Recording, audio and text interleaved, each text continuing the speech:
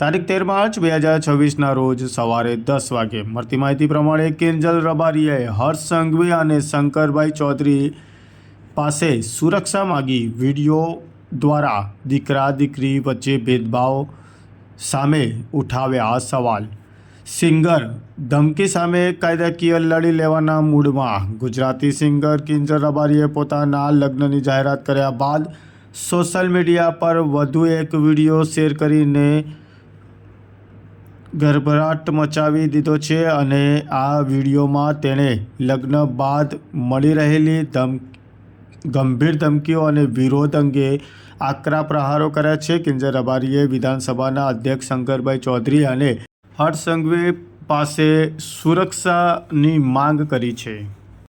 હું આપણા વિધાનસભાના અધ્યક્ષ શ્રી શંકરભાઈ ચૌધરીને વિનંતી કરું છું અને આપણા ગૃહમંત્રી શ્રી હર્ષભાઈ સંઘવીને પણ વિનંતી કરું છું કે મને આમાં સપોર્ટ કરે અને બાકી તો આપણે કાયદાકીય રીતે લડવાની તૈયારીમાં છીએ।